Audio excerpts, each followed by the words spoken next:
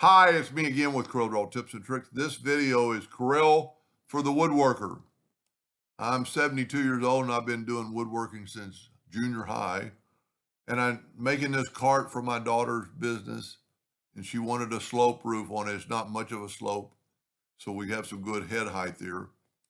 But to figure out that angle with a miter saw, I don't know how people do it without CorelDraw. So what I'm going to do, I have an item that is 24 inches wide, and I want it to be, I'm going to unlock my ratio. I want it to be 46 inches tall. So I need then I'm going to draw a 2x4.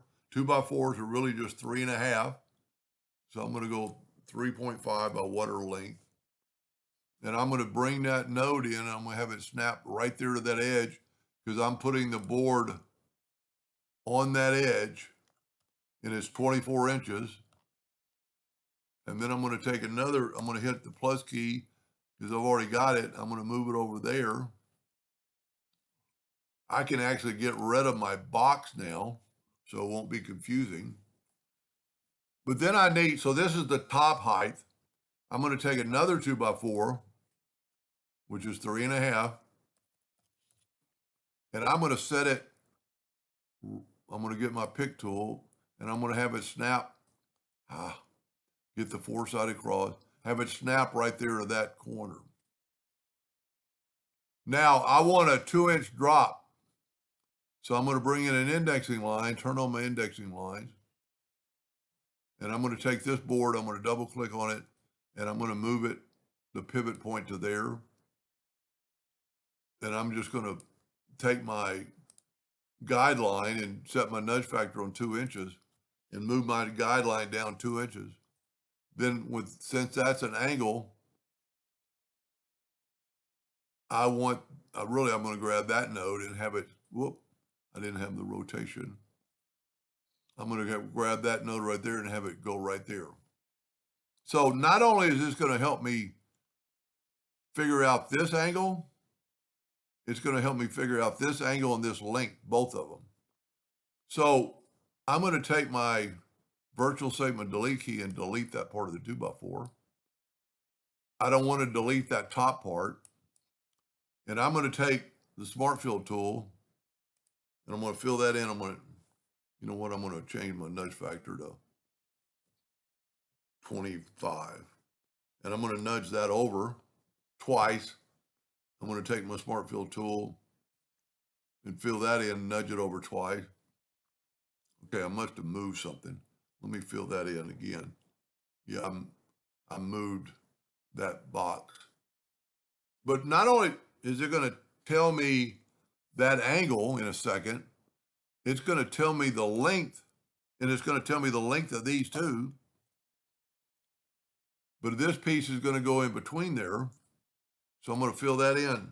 There's my 3 pieces of wood, and they fit perfectly. So I'm going to left click, right click. And if we take this one, I need a piece of wood that's a 2x4 thickness, but 50.288. And I rounded it off just to make it easy. And then this one so I went 52 and 49.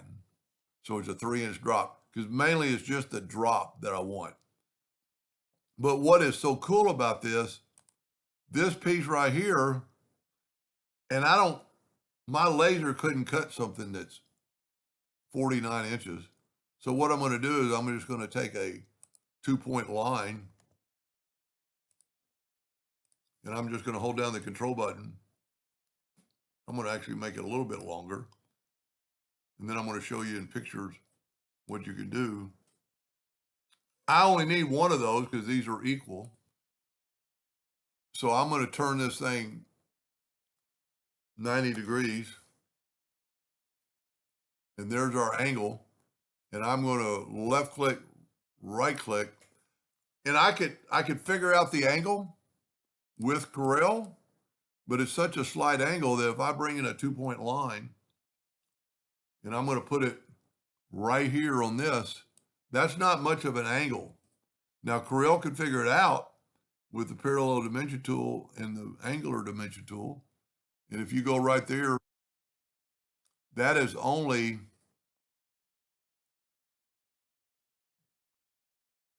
there's so little that I don't know if it's 202 or 282. Let me stretch it out a little bit more. Yeah, it's 2.82 degrees. But I don't need to know. I don't care.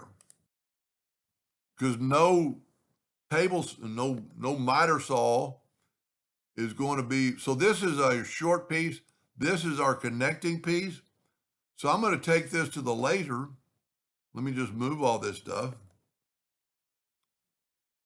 And I'm going to get these two pieces and put them on my laser and cut them out of scrap plywood or really anything you have. I'd probably straighten this guy up a little bit. The laser is going to cut it. So this is our piece. This is our piece for length. It's actually the same angle. If we mirror that over and we put those on top, and I guess mathematically it should be the same angle.